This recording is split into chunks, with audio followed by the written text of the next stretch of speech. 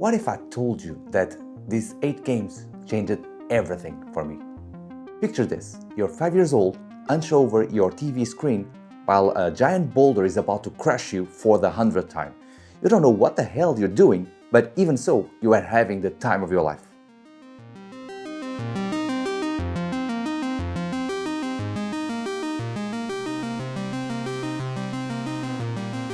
What's up everyone, and welcome back to the channel. Today we are going on a journey through my gaming DNA. These are not just games that I play, these are the games that made me the gamer that I am today. So don't forget to subscribe because we are going to get nostalgic.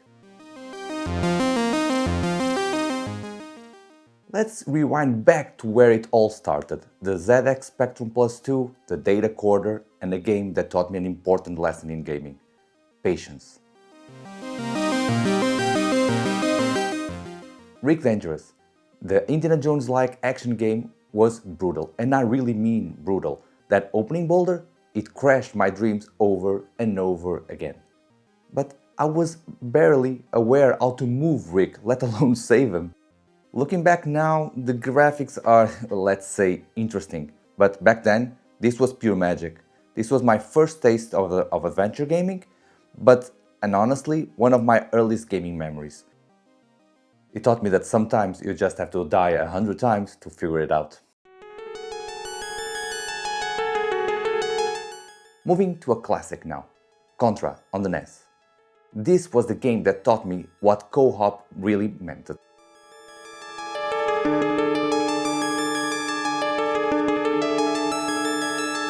You and your best friend, armed to the teeth, clearing hordes of enemies stage after stage. The spread gun was iconic and the boss fights were legendary. The game was hard, but that was what it made it actually special. Every victory felt earned, every stage clear with your body felt like a genuine achievement. Hours and hours of pure adrenaline-fueled action. Contra didn't just entertain me, it showed me that games are way better when played with friends. Sure, this one needs no introduction. Super Mario is the game that defined what a platform needs to be.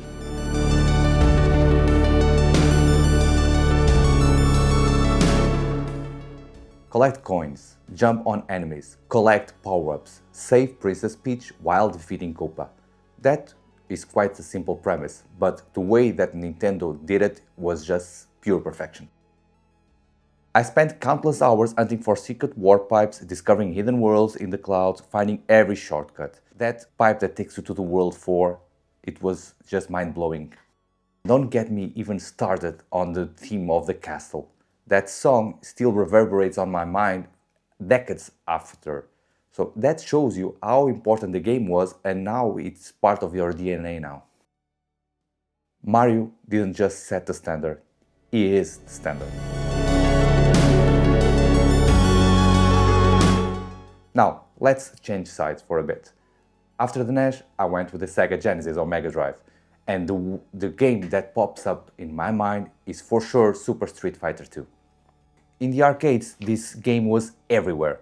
Lines of people waiting to challenge each other, and suddenly, I could be Ryo or Ken right in my living room. I needed to see every character's ending.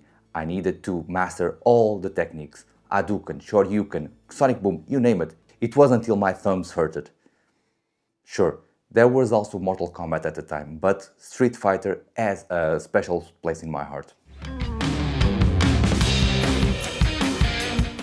But by now, I was a teenager, and what do teenagers like? Sports games. FIFA 95 was my entry point to the sports games.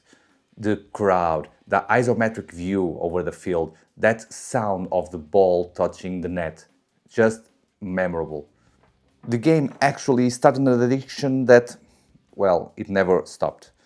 Sure, I flirted a bit with Pro Evolution Soccer for a few years. I always come back.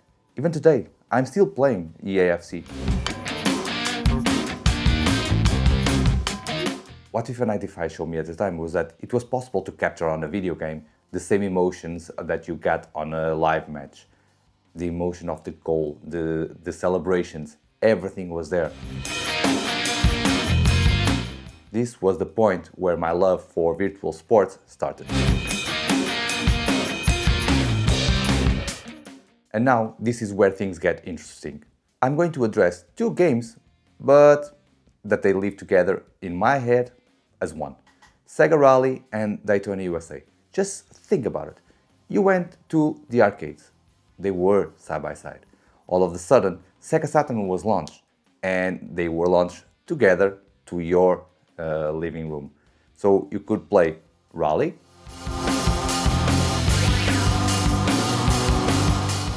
or you can play NASCAR racing,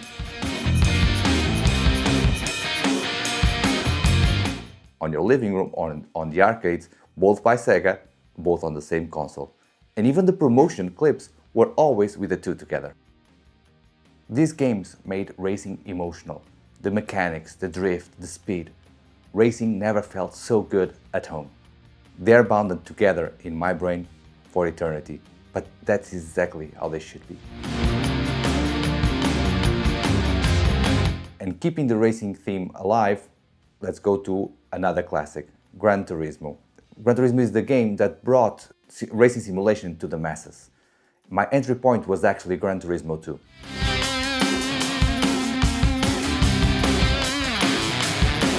I was a little late to the party, but whoa, this game was massive. The number of cars, the number of brands, the customization options that you had, you could optimize every single detail of your vehicle. I remember having just one goal.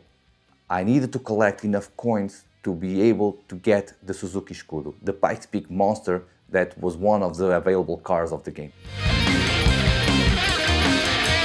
Gran Turismo wasn't just a game, it was a passion, and it fueled my interest in sim racing that live until today.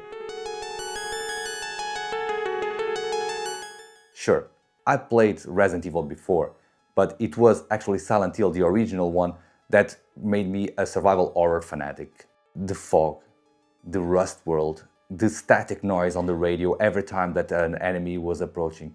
This game was able to mess with your head. The story, the atmosphere, the multiple endings based on your own choices.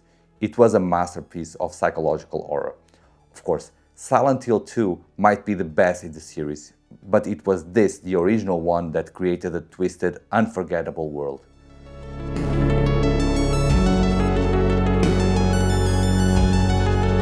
This game showed me that horror games were not about jump scares.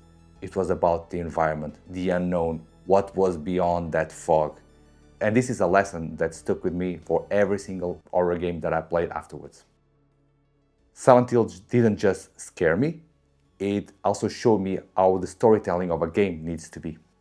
So there you have it. 8, maybe 9 games of completely different genres, completely different systems, but the ones that molded me as the player that I am today. Now, these are the games from my childhood, until I was around 18 when I played Silent Hill.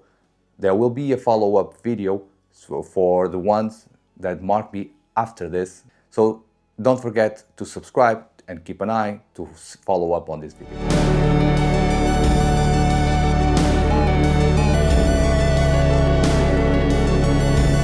But what about you? What were the games that shaped you the gamer that you are today? Leave it on the comments. I hope you all enjoyed it. See you next time.